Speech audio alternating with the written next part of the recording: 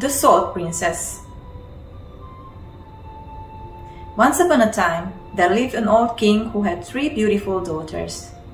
The old king wanted to find husbands for his daughters before he died, but he couldn't decide which daughter should receive the most beautiful of his 3 kingdoms. So he decided to give his most beautiful kingdom to the daughter who loved him the most. The old king asked his daughters, and the eldest replied, "I love you, dear father, as dove loves good grain." Then the second daughter replied, "I love you, dear father, as a hot summer day loves the cool breeze."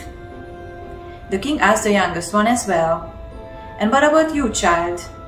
"I love you, dear father, like people love salt," she said.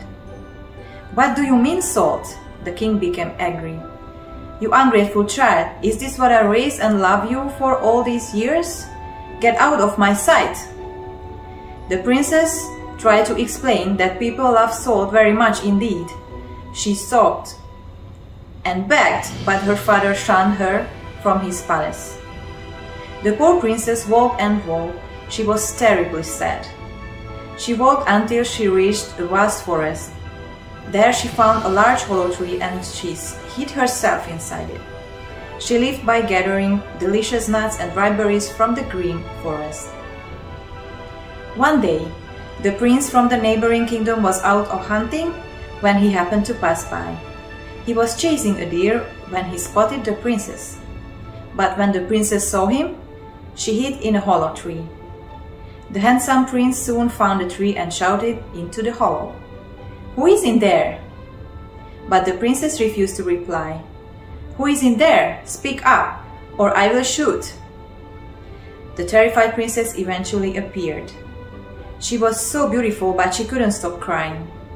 The princess was so overcome that he embraced the sad princess, set her high on his horse, and took her home to his palace. The young couple lived as happily as 2 doves. Time passed until the young king asked his bride one day, "Tell me, why did your father chase you away?" "Because I told him that I loved him like people love salt." "Oh." Then the young king had an idea and sent a letter to the old king inviting him to come and visit. The old king came the very next day in a golden carriage. The young king sat him down at his table. His servant served soup, but it had no salt in it, and the meat had no flavor either. The king ate a great deal, but was still left feeling hungry.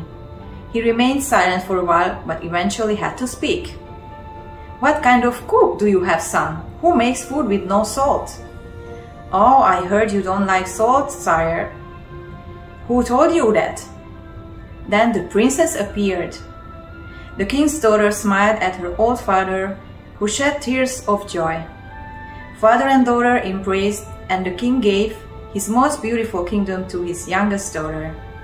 And they all lived happily ever after.